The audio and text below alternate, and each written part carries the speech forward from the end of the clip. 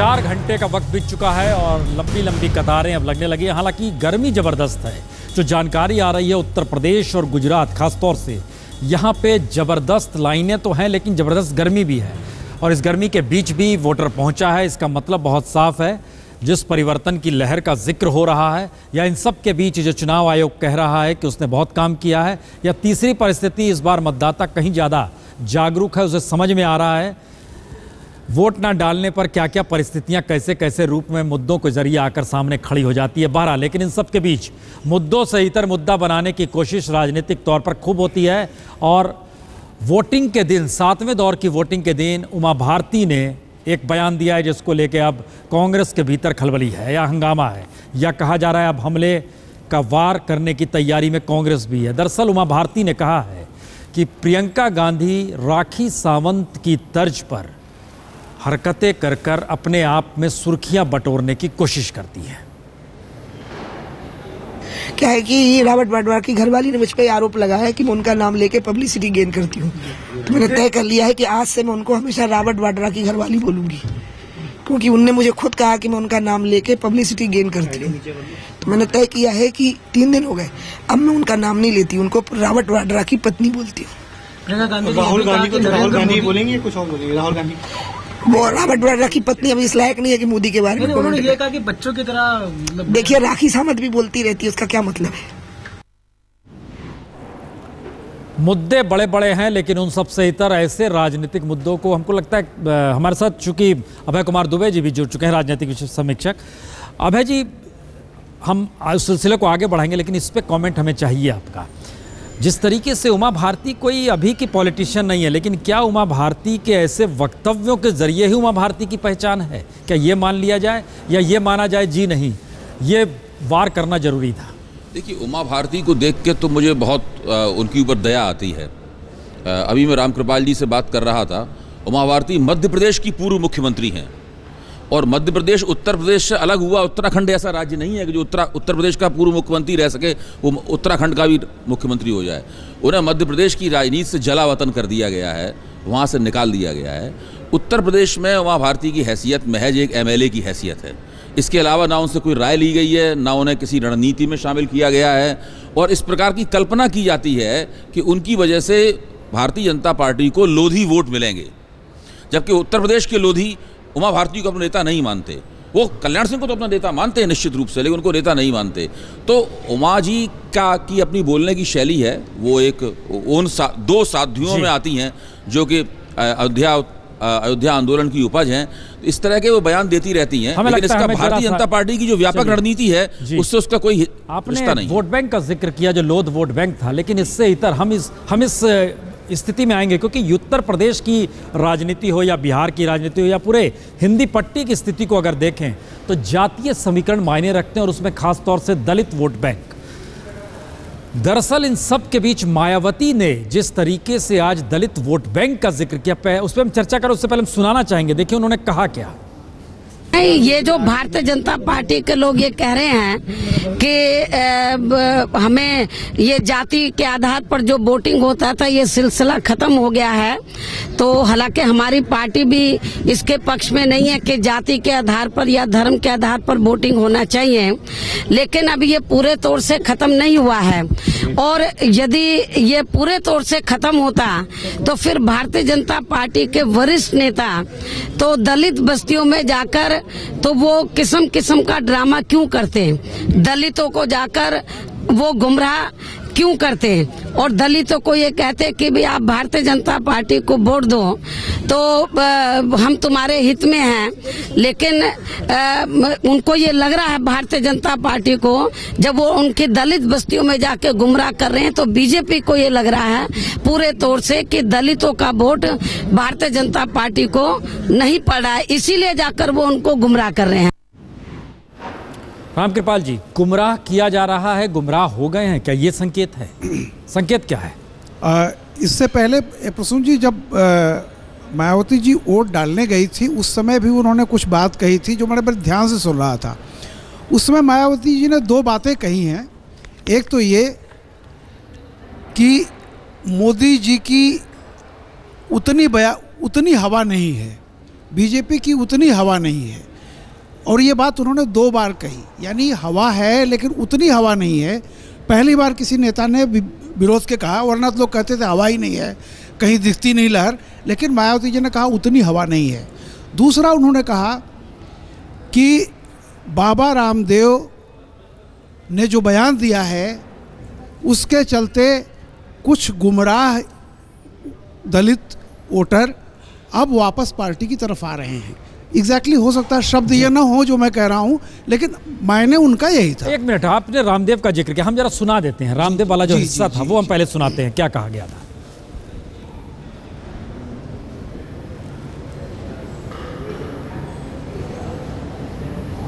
ने इतना घिनौना कार्य किया है। भारतीय जनता पार्टी के इस वरिष्ठ नेता ने, योग गुरु ने, बाबा रामदेव ने इतना घिनौना काम किया है, मैं समझती हूँ कि वो माफी के लायक नहीं है और केवल स्टेट से उनको नहीं घुसने दिया जाएगा, इससे हमारी पार्टी सहमत नहीं है। इस बारे में तो मेरा फिर से मुख्य चुनाव आयुक्त को और यहाँ के गवर्नमेंट को ये कहना है कि इनको सख्त से सख्त कार्रवाई करनी चाहिए। लेकिन मुझे नहीं लग रहा कि उत्तर प्रदेश की वर्तमान सपा सरकार तो बाबा रामदेव के खिलाफ कोई कार्रवाई करेगी, क्योंकि आप लोगों को शायद ये मालूम नहीं है, फिर भी मैं बताना चाहती हूँ, क्योंकि ये यादव समाज से ताल्लुक रखते हैं, तो मुझे नहीं लगता कि बिरादरीवाद की हवा में बहकर ये वर्तमान सपा सरकार की सरकार कोई कार्रवाई करेगी। उन्होंने रामदेव को भी यादव समाज से जोड़ा, यादव वोट बैंक से बोला, वो जिक्र हालांकि कट गया जरा सा। जी, तो उसमें 2 बात। ये पहली बार मुझे लगा कि मायावती जी ने एक सच्चा बयान दिया है, पॉलिटिकल बयान। ये हकीकत थी उत्तर प्रदेश में कि दलितों का एक बहुत बड़ा तबका जो यंग है, उठा हुआ है, वो मायावती जी को अपना नेता मानता है, जय भीम बोलता है, लेकिन वो साफ कह रहा था कि प्रदेश में बहन जी के साथ रहेंगे, लेकिन लोकसभा में उसमें से एक हिस्सा मोदी की तरफ जा रहा था। ओके, आप कह रहे हैं पहली बार मायावती का वोट बैंक सेंध लगी है। नहीं, ये तो खुद मायावती जी ने, मतलब वो संकेत उसी में से आ रहा है। उन्होंने कहा है कुछ गुमराह फिर से लौट रहे हैं। बाबा रामदेव के इस हमले के बाद जिस तरह की बात है, उनका ये था कि सीधी सीधी सम्मान पर चोट लगी है, इसलिए लोग, कुछ गुमराह लोग जो चले गए थे। और दूसरी बात जो बार बार वो कह रही हैं कि उतनी बयार नहीं है, इसका मतलब मायावती जी ने स्वीकार किया है कि है, बयार है, लेकिन जितना दावा कर रही है बीजेपी उतना दावा नहीं है। अब ये देखना है कि रामदेव के बयान पर, जैसे आज राजनाथ सिंह ने भी कहा है कि उन्होंने क्षमा मांग ली है, और क्षमा तो नहीं, उन्होंने ये कहा है कि मैं वापस लेता हूँ और इस बात को ख़त्म कर देना चाहिए। लेकिन नहीं, मुझे लग रहा है कि ये पूर्वांचल की राजनीति में या बचे हुए 2 फेज़ की राजनीति में बाबा रामदेव का ये जो बयान है, ये निश्चित तौर पर मेरे हिसाब से कहीं न कहीं राजनीतिक समीकरण को बदलने जा रहा है, क्योंकि 5 से 7% वोट भी अगर इधर से उधर होता है तो उत्तर प्रदेश में जो 50 की बात कर रहे थे, हो सकता है कि वो नीचे खिसक जाए। इसलिए डैमेज कंट्रोल जो बीजेपी को करना चाहिए था, वो बाबा रामदेव से छुटकारा पाना चाहिए था, न कि आरएसवीपी और बाकी चीज़ों का। जी, अभय जी, हम इस पे आप जवाब देना चाह रहे हो, लेकिन हम इस पे एक सवाल साथ में जोड़ते हुए आपसे जवाब चाह रहे हैं कि क्या ये माना जाए कि बीजेपी या नरेंद्र मोदी की बयान ने वाकई इस जातीय समीकरण को तोड़ा, पहला सवाल, और दूसरा रामदेव का ये बयान इंटैक्ट वापस दलित वोट बैंक को कर देगा, ये भी परिस्थिति संभव है क्या ऐसे बयानों से? देखिए, जो रामकृपाल जी ने कहा है उससे सहमत होते हुए, उसमें जोड़ते हुए मैं अपनी बात कहूँगा। पिछले 15 दिन से जो चुनाव की ज़मीन है उसमें थोड़ा थोड़ा परिवर्तन आना शुरू हुआ है, और इसका सबसे बड़े कारण 2 हैं। पहला कारण ये है कि चुनाव लड़ने की 2 विधियां होती हैं। एक विधि चुनाव लड़ने की ये होती है कि आप अपने विपक्षी वोटरों को कंफ्यूज कर दें, उनमें भ्रम फैलाएं और अपने वोटरों को एकजुट करते जाएं। दूसरी विधि ये है कि अपने विपक्षी वोटरों को आप का ध्रुवीकरण होने दें, ऐसी परिस्थिति पैदा करें कि विपक्षी वोट ध्रुवीकृत हों, ताकि उसकी प्रतिक्रिया स्वरूप आपके पक्ष में भी ध्रुवीकरण हो। भाजपा की पहली रणनीति ये थी कि विपक्षी वोटरों को भ्रमित रखा जाए और अपने वोटरों को एकजुट किया जाए। लेकिन पिछले 15-20 दिन से परिस्थितियों इसमें कांग्रेस का भी हाथ है, समाजवादी पार्टी का भी हाथ है, और भाजपा का भी हाथ है, और रामदेव जैसे लोगों का भी हाथ है, जो ध्रुवीकरण की एक बहुमुखी किस्म के ध्रुवीकरण का मतलब केवल अल्पसंख्यकों का ध्रुवीकरण नहीं होता, एक बहुमुखी किस्म के ध्रुवीकरण की तरफ पूरे चुनाव को ले जा रहा है, जिसमें यादवों का ध्रुवीकरण हो रहा है उसी श्रेणी में जहां वो पहले से थे, दलितों का ध्रुवीकरण हो रहा है उसी श्रेणी में जहां वो पहले से थे, ब्राह्मणों, ठाकुरों, बनियों का ध्रुवीकरण हो रहा है उसी श्रेणी में जहां वो पहले से थे, यानी भाजपा के पक्ष में। जब भाजपा के पक्ष में ध्रुवीकरण होगा तो जाहिर है कि भाजपा के विरोध में भी जो कुछ था, जो कुछ भी था, कम या ज्यादा, उसका भी बड़े पैमाने पर ध्रुवीकरण होगा। उसमें मुसलमानों का ध्रुवीकरण भी होगा, जो क्षेत्रीय शक्तियां हैं उनके साथ जुड़ा हुआ जो ऊंची जातियों का वोट है, जो हमें देश में जगह जगह जुड़ा हुआ है, उसका भी ध्रुवीकरण होगा। जो बिहार में लालू यादव की ताकत ऊपर उठ रही है, जिसका अखबारों के जरिए हम लोगों को पता लगता है, और लालू की जो देह भाषा है उसमें हो रहे परिवर्तन, उनको जो मिल रही भीड़ है उसके जरिए पता लगता है, वहां भी उसी ध्रुवीकरण का असर है। आगे बढ़ाएंगे क्योंकि ये वाकई बड़ा महत्वपूर्ण है कि क्या भारत में वोटरों का नजरिया वोट बैंक से इतर आगे निकल नहीं पा रहा, या संसदीय राजनीति में अपनी जाति की नुमाइंदगी के जरिए ही उसे सत्ता की मलाई मिलती है, या कौन सी परिस्थिति है। लेकिन उससे पहले बीजेपी के भीतर भी भ्रम तो नहीं कहें, लेकिन एक उलझन नरेंद्र मोदी को लेकर कद्दावर नेताओं में जरूर। मुरली मनोहर जोशी कानपुर से लड़ रहे हैं, रीमा उनके साथ है। रीमा, बीजेपी के दिग्गज मुरली मनोहर जोशी कानपुर सीट से इस बार किस्मत आजमा रहे हैं। उनका वोट जरूर यहाँ पर नहीं है, बनारस से उनका वोट है, लेकिन जगह जगह वो पोलिंग बूथ पर जाकर मुआयना कर रहे हैं कि कहीं कोई गड़बड़ी तो नहीं है। लोगों से देखिए यहाँ पर इस वक्त संपर्क करने की कोशिश है, लोगों से मिल रहे हैं, बातचीत कर रहे हैं और देख रहे हैं कि आखिर हर बूथ पर स्थिति ठीक है। यानी जोशी जी, कॉन्फिडेंट हैं आप इस वक्त? हम तो हमेशा ही कॉन्फिडेंट रहते हैं, हमको वो छोड़िए, ये तो हमारे यहाँ के कार्यकर्ताओं ने इतना अच्छा काम किया है इस चुनाव में कि सारी जनता कॉन्फिडेंट है कि बीजेपी जीत रही है। हम जब से कानपुर में आए हमने देखा सड़कों की हालत बदहाल है, फ्लाईओवर का काम रुका पड़ा है, विकास का नारा दिया जा रहा है लेकिन विकास कुछ हुआ नहीं ऐसा दिख रहा है। 15 साल तक जो यहाँ सांसद थे उनसे पूछिए, हम तो इसको ठीक कराने के लिए कोशिश करेंगे पूरी, लेकिन ये जो हुआ है ये किसने किया है, किसकी वजह से हुआ है, इसका वहीं से पूछिए, हमसे क्या पूछा जाए। आपने भ्रष्टाचार को अहम मुद्दा बनाया अपने पूरे कैंपेन में, आपको लगता है उसका फायदा कुछ मिल सकता है? नहीं, हमें तो पूरी पार्टी का जो हमारा मैनिफेस्टो है उस सबका फायदा है, पूरी पार्टी के प्रचार का फायदा है, पूरी पार्टी के कार्यक्रम का फायदा है। उसमें भ्रष्टाचार भी है, हटाना भी है, उसमें काले धन को वापस लाना भी है, उसमें रोजगार देना भी, कमल निशान उसके अंदर कमल निशान। कोई यार आपकी आवाज आ जाएगी, 1 मिनट बाद रुकोगे तो कोई दिक्कत नहीं है। दूसरा, इसमें रोजगार दिलाना भी है, इसमें शिक्षा का प्रबंध करना भी है, तो ये सारे चीजों का असर है। और उसमें बुनियादी ढांचे को ठीक करना भी है। हमारे घोषणा पत्र में जितने भी लिखे हुए हैं उनमें जिस जिस चीज की जरूरत कानपुर को पड़ेगी वो सब पूरी करेंगे। जो चीज आप जगह जगह जा रहे हैं, हम भी कई बूथों पर गए, हमने देखा कि कई बार वोटर लिस्ट में लोगों के नाम नहीं है, कई जगह पर लोग वोट नहीं डाल पा रहे हैं, उसके लिए क्या कर रहे हैं? उसके लिए इस समय तो कुछ नहीं कर सकते, तो क्योंकि वो तो चुनाव आयोग की जो पंजीकृत मतदाता सूची है इस वक्त तो वही है। अब इसके बाद देखेंगे कि उसके कारण से चुनाव पर कितना प्रभाव पड़ा है, तब फिर आगे की कार्रवाई तब उसके बाद सोची जाएगी। इस क्रूशल सीट से आप जीतेंगे तो जनता ये उम्मीद कर रही है कि केंद्र में आपकी बहुत अहम भूमिका होगी। हमारी तो वही भूमिका होगी जो पार्टी तय करेगी, मेरी कोई व्यक्तिगत भूमिका थोड़ी होती है। लेकिन यहाँ मोदी जोशी लहर का कुछ असर दिखेगा? हमारे देश में इस बात को सभी जानते हैं कि मोदी जी के नेतृत्व में भारतीय जनता पार्टी की सरकार बनने जा रही है, और कानपुर में भी वही होगा। कानपुर में भी वही होगा और देश में भी वही होगा, और भगवान की जो इच्छा दिख रही है मुझे और जनता का जो समर्थन दिख रहा है, हम यूपी में 50 सीट प्राप्त करेंगे। शुक्रिया। तो ये थे मुरली मनोहर जोशी, जिनका सीधे दावा है कि 50 सीटें इस बार उत्तर प्रदेश में बीजेपी को मिलने वाली हैं, और मोदी लहर का फायदा न सिर्फ पूरे उत्तर प्रदेश में बल्कि देश में उन्हें दिखाई दे रहा है। कैमरा पर्सन आलोक भटनागर के साथ रीमा पाराशर, कानपुर आज तक। राजनीतिक तौर पर बयान दिए जा रहे हैं, लेकिन बयान मुद्दा ना बने या मुद्दा बने, इस पे लेकर राजनीतिक दल भी अपने तौर पे तय करते हैं कि इस मुद्दे को कितना आगे ले जाया जाए।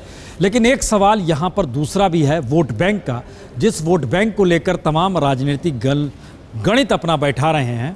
रामकृपाल जी, क्या ये माना जाए कि जातीय समीकरण टूट रहे होंगे, जिसका जिक्र हम लोगों ने किया, जो मायावती ने कहा, लेकिन क्या अभी भी वही परिस्थितियां हैं कि हर जातियों के भीतर एक ही आवाज़ होती है, मेरी जाति का नुमाइंदा ही मेरे दर्द को समझ सकता है या मुझे लाभ दे सकता है, दूसरा नहीं? नहीं प्रसून जी, ऐसा नहीं है। देखिए, जैसे हम लोग जब एग्ज़ाम देते थे तो उसमें 10 सवाल आते थे, होता था कि किन्हीं 5 का जवाब दीजिए, 5 छोड़ दीजिए। कभी भी किसी भी वोटर के सामने, किसी जाति के सामने सिर्फ एक मुद्दा जाति नहीं होती। जब उसका स्वार्थ, उसकी जो ज़रूरत है वो अपने जातीय संबंधों, जातीय स्वार्थों से ऊपर उठती है, तो फिर जाति वो सेकेंडरी हो जाता है। तो फिर ऐसी बात क्यों आई जिसका जिक्र अभय जी ने भी कहा कि दोबारा ध्रुवीकरण हो रहा है? मैं इसलिए कह रहा हूँ कि देखिए, जाति धर्म विकास एक ऐसा नारा था, अभी भी है, जो रोजी रोटी, ये सड़क, बिजली, पानी, इंफ्रास्ट्रक्चर, ये ऐसे मुद्दे थे, इनकी तरफ जब आप ले जा रहे हैं तो जाति और धर्म, इन दोनों से आदमी ऊपर उठ रहा था, ऐसा नहीं कि उसको छोड़ रहा था। लेकिन जब आप देखिए, हर आदमी विकास चाहता है, दलित भी विकास चाहता है, लेकिन सम्मान की कीमत पर वो विकास नहीं चाहता। चलिए ओके, हम इस सवाल पे हम आते हैं, आपके पास भी 1 मिनट आ रहे हैं, लेकिन एक दृश्य हम दिखाना चाहेंगे। चिरंजीवी लाइन में लगे, लाइन तोड़ने की कोशिश की, झड़प हो गई, उनकी मौजूदगी, वोट डालने पहुंचे थे चिरंजीवी। हम ये आपको दिखा रहे हैं कि किस तरीके से चिरंजीवी को जल्दबाजी थी। हमने मधुसूदन मिस्त्री को भी देखा, वो लाइन में लगकर वोट डाला उन्होंने गांधीनगर में। ये देखिए, चर्चा शुरू हो गई।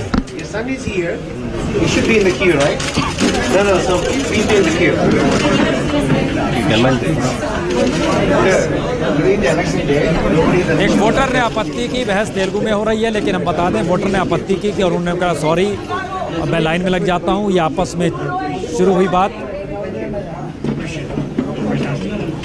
और हम सीधे चलते हैं। राजनाथ सिंह क्या कह रहे हैं, जरा ये सुना जाए।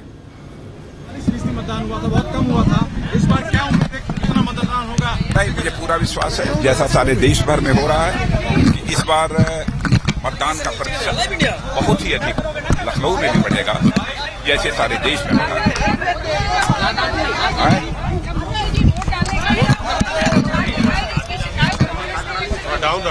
क्या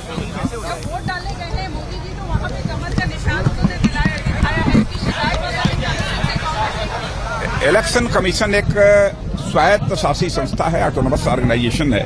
भारतीय जनता पार्टी उस इलेक्शन कमीशन के प्रति पूरा एक सम्मान का भाव, रेस्पेक्ट का भाव रखती है। इसलिए इलेक्शन कमीशन के बारे में कुछ मैं नहीं कहना चाहूंगा। कांग्रेस क्या कहती है, क्या नहीं कहती है, मैं समझता हूं कि उस पर भी अब कोई कमेंट करने का कोई कारण नहीं है। 10 मिनट बोला, उन्होंने कहा कि रामदेव जी ने जो दलित महिलाओं के बारे में बोला है, बीजेपी उसके ऊपर बोल नहीं रही है, क्योंकि ये लोग उनके साथ मिले हैं, जिसको हम चुनाव में मुद्दा बनाएंगे। थोड़ा नीचे कर लो भाई, नीचे डाउन करो। और मोदी जी भी चुप है इस पर। मायावती का स्टेटमेंट है कि मोदी जी कोई भी हमको इस संबंध में कुछ नहीं कह रहे। देश की जनता को गुमराह करने का आरोप लगाया है मायावती जी ने, आज अभी सुबह 8:30 बजे लगाया, क्या कहेंगे इस विषय पर? जो जिसको जो आरोप लगाना हो लगा, मुझे किसी के बारे में कुछ नहीं कहना है, मुझे एडवर्स कमेंट किसी के बारे में कुछ नहीं कहना है।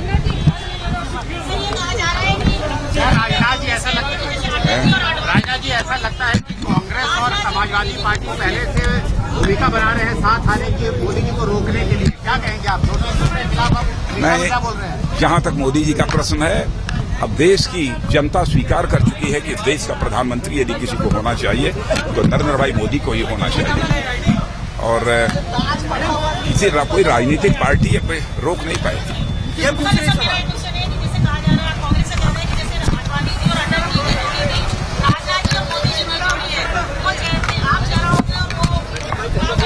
नहीं, कि केवल राजनाथ सिंह और मोदी की जोड़ी नहीं, बल्कि हमारे जितने भी हमारा ये सीनियर कोलीग्स हैं, हमारे जो वरिष्ठ साथी हैं, हम सभी लोग मिलजुल कर काम करते हैं।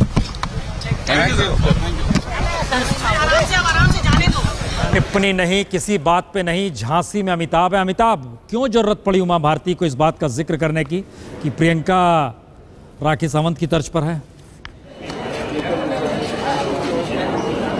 देखिए, दो चीज़ें साफ है। उन्होंने एक तो आज प्रचार नहीं कर सकते हैं, और दूसरा उनकी तबीयत ठीक नहीं है, और लगातार वो रॉबर्ट वड्रा और उनके परिवार पर निशाना साधकर, गांधी परिवार पर निशाना साधकर कम से कम उन बीजेपी के शीर्ष नेताओं के करीब जाने की कोशिश का नतीजा हो सकता है, जिनके करीब, जिनसे दूरी लगातार उनकी बनी हुई है। प्रसून कम से कम 1999 के बाद वो पहली बार चुनाव लड़ रही हैं। उनका वनवास कम से कम 15 साल का हो चुका है। प्रसून शायद उसी वनवास को खत्म करने की कोशिश का ये हिस्सा हो सकता है। इसलिए सुबह सुबह गला भले ही उनका बैठा हुआ हो, उनको बुखार भले ही चढ़ा हुआ हो, लेकिन कम से कम रॉबर्ट वाड्रा और प्रियंका गांधी पर निशाना साधकर ही वो चलती बनी। क्या ये लोकप्रिय अंदाज है बस? बिल्कुल, वो फायर ब्रांड नेता है, अपने इसी अंदाज के लिए जाने जाती हैं और लगातार उन्होंने रॉबर्ट वाड्रा को गिरफ्तार कहा था कि जब एनडीए की सरकार आएगी, बीजेपी की सरकार आएगी तो गिरफ्तार किया जाएगा उनके कारनामों के लिए। आज भी वो बात दोहराई है कि अगर गलतियां साबित होती हैं, उनकी गलती साबित होती है, तभी उनको जेल भेजा जाएगा। तो जाहिर तौर पर रॉबर्ट वाड्रा और प्रियंका गांधी, जिस तरह से गांधी परिवार लगातार नरेंद्र मोदी पर निशाना साध रहा है और जिस तरह से बीजेपी काउंटर ऑफेंसिव जिस तरह से पलटवार कर रही है, उस पलटवार का एक हिस्सा हो सकता है। दूसरा, पार्टी के शीर्ष नेताओं के करीब जाने का भी एक हिस्सा हो सकता है। कम से कम वोटरों के लिए, बुंदेलखंड के लिए, जहां बिजली की समस्या है, सड़क की समस्या है, पानी की समस्या है, उन वोटरों के लिए आप देख सकते हैं यहां पर एक पोलिंग स्टेशन प्रसून, यहां पर वोटिंग। मैं आपको सबसे पहले बता दूं, उमा भारती को कम से कम इस बात से राहत है कि उनकी अपनी जाति के मतदाता वहां यहाँ काफी ज्यादा हैं। दूसरी बात, यहाँ पिछड़ी जाति के मतदाता पूरे ये झांसी ललितपुर इलाके में बहुत ज्यादा है। 50 से 55% पिछड़ी जाति के यहाँ पर वोटर हैं। तो जाहिर तौर पर एक थोड़ी उनको सहूलियत यहाँ पर मिल रही है, क्योंकि नरेंद्र मोदी भी यहाँ 2 बार आ चुके हैं। तो कम से कम इस इलाके में बीजेपी का कम से कम प्रचार का कार्य भी पीछे नहीं रहा है। तो जाहिर तौर पर आखिरी दिन सुबह सुबह ऐसे बयान जारी करके एक तो कोशिश ये भी हो सकती है कि जो वोटर है वो भी कम से कम जो कांग्रेस के खिलाफ है, जो कांग्रेस की नीतियों से नाराज है, कम से कम बीजेपी की तरफ आ जाए। रीमा, एक कमेंट आपसे भी चाहेंगे। आप कानपुर में मौजूद है। जब आप मुरली मनोहर जोशी से बातचीत कर रही थी रीमा, उस वक्त कुछ लोग नारे लगा रहे थे, मोदी जोशी जिंदाबाद वाले टाइप नारे लग रहे थे। तो जोशी जी ने कहा आपकी आवाज भी आ जाएगी, अभी चुप हो जाइए। सवाल यह है कि मोदी के साथ जोशी का नाम अब वहां के कार्यकर्ताओं ने जोड़ दिया है या जुड़ गया है? देखिए, ये नाम जोड़ दिया है ऐसा लगता है प्रसून जी, क्योंकि लगातार पहले जब हमने देखा था, आपसे 2 हफ्ते पहले था, जब भी कभी मोदी का कोई नारा लगता था तो कुछ समर्थक ऐसे होते थे जो उन्हें चुप करा के कहते थे कि सिर्फ मुरली मनोहर जोशी के नारे लगाए। और हमने पूरा एक दिन जो भी रैलियां की और जो भी जनसभाएं की मुरली मनोहर जोशी ने, उन सब में इस बात को नोट किया कि कहीं पर भी मोदी के ना तो पोस्टर लगाए गए थे, ना ही नारे लगाए गए थे। जो बड़े बड़े होर्डिंग्स थे उन पर भी सिर्फ मुरली मनोहर जोशी का एक चेहरा दिखाई दे रहा था और लिखा था कि इस बार कानपुर चाहता है विकास और जोशी देंगे विकास। ये सब जो रणनीति है ये अभी 2 हफ्ते पहले ही बदली है, जिसमें अब जोशी के साथ मोदी का नाम सुनाई दे रहा है और जगह जगह अब जो पोस्टर 2 हफ्ते के अंदर लग गए हैं उसमें दोनों के नाम को साथ में तवज्जो दी जा रही है। जी।